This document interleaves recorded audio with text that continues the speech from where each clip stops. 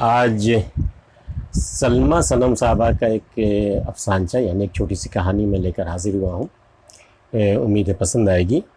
پہلے کہانی سن لیتے ہیں پھر باقی باتیں کرتے ہیں. وہ نرم جھونکی کی طرح گھر میں داخل ہوئی.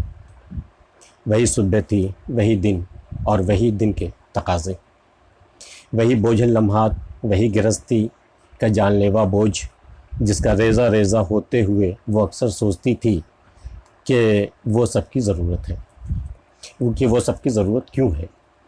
مگر یہ کیا، گھر تو کافی صاف ستھرا لگ رہا ہے. کوئی ملازمہ صفائی کر رہی تھی. اچھا تو نوکرانی رکھ لیا. ایک سکون کا سانس لیتے ہوئے اس نے کچن کی راہ لی تو دیکھا وہاں بھی ایک ملازمہ کھانا بنا رہی ہے. اچھا مجھے گئے ہوئے کچھ ہی دن ہوئے اور اس گھر کا نقشہ ہی بدل گیا. اس نے حیرت سے سوچا، کاش نوکروں کی یہ فوج پہلے مل جاتی. پھر اس نے ایک ایک کمرے میں جھانک کر دیکھا. بیٹی اپنے کپڑے خود پریس کر رہی تھی، بیٹا اپنے کمرے کی بکھری چیزیں سمیٹ رہا تھا، ساس کسی خادمہ سے اپنے پیروں کی مالش کروا رہی تھی اور شوہر صوفے پر نیم دراز موبائل میں گم تھا. کیا وہ کہیں ہے؟ اس نے حیرت سے سوچا. کل تک تو ہر ایک کے لیے تھی، مگر آج اس کا گھر تو اس کے بغیر بھی چل رہا تھا. اس نے کیوں سمجھ لیا تھا کہ یہ سب کچھ ختم ہو جائے گا؟ کتنی محفلیں، کتنے ہنگامے، کتنی آسانیاں، کتنے مشغلے، کتنی ساعتیں، کتنے مرحلے. اس نے کیا کچھ نہیں کھو دیا تھا اس گھر کے لیے.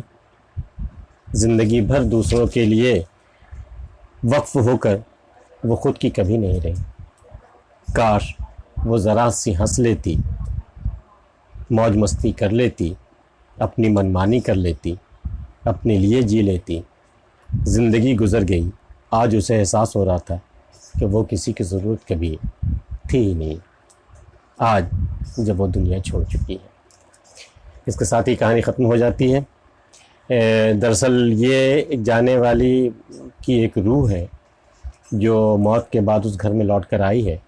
وہ روح جو زندگی بھر یہ سمجھتی رہی، جب تک وہ جسم میں قید تھی وہ یہی سمجھتی رہی کہ وہ ہر ایک کی ضرورت ہے اور کسی کی زندگی اس کے بغیر پوری نہیں ہو سکتی، نامکمل ہو جائے گی. اور پتہ نہیں کیا ہو، اگر وہ اس دنیا سے چلی گئی تو کوئی پھر جی نہیں پائے گا. لیکن جب اس کی روح آتی ہے گھر پہ اور وہ دیکھتی ہے کہ سب کچھ بالکل نارمل ہے، بلکہ اس سے بہتر ہے جیسا وہ چھوڑ کر گئی تھی. نوکرانیوں کی فوج آ گئی ہے.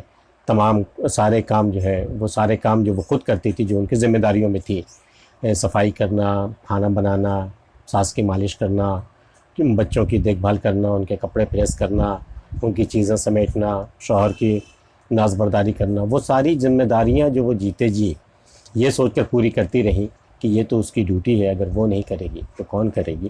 اور اگر وہ نہیں کرے گی تو سارا گھر بکھر جائے گا، سارے رشتے بکھر جائیں گے. اس چکر میں وہ خود کبھی اپنے لیے نہیں جی سکی، نہ خود اپنی مرضی سے سانس لے سکی، نہ کسی محفل میں شریک ہو سکی، نہ موج مستی کر سکی، نہ وہ ہنسی کھیل میں، نہ وہ منمانی کر سکی، نہ وہ اپنی مرضی سے ہنس سکی، نہ رو سکی. اپنی مرضی، اپنا وجود خود اس کے لیے تھا ہی نہیں، خود اس کا اپنا کوئی زور نہیں تھا اپنے وجود پر. اور اس طرح اپنی زندگی وقف کر کے جب وہ زندگی سے گزر گئی اور جب وہ دیکھتی ہے کہ اس کے بغیر سب کچھ بالکل نارمل ہے، بلکہ نارمل سے بھی بہتر ہے، تو اسے لگتا تھا کہ اس نے پوری زندگی وقف کر دی اس گھر کے لیے، شوہر کے لیے، ساس کے لیے، بچوں کے لیے. تو کبھی کیا وہ واقعی وہ ضرورت تھی سب کی؟ کیا اس کے بغیر واقعی سب کی زندگی ادھوری تھی؟ کیا واقعی سب کی زندگی اجڑ گئی؟ نہیں، ایسا نہیں ہے.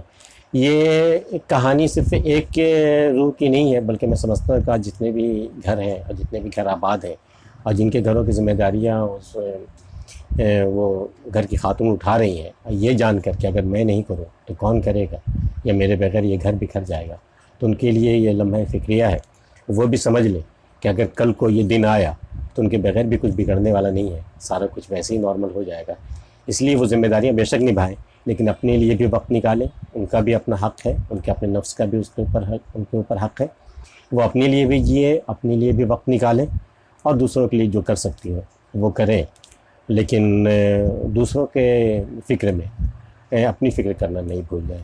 یہ کہانی آپ کو کیسی لگی؟ یہ ویڈیو آپ کو کیسا لگا؟ جیسا ہو میں بتائیے کہ اگر آپ نے اب تک ہمارے چینل سبسکرائب نہیں کیا ہو تو ضرور کر دیجیے گا، تاکہ میں اس طرح کی چیزیں اور بھی آئندہ پیش کرنے کی ہمت کر سکوں.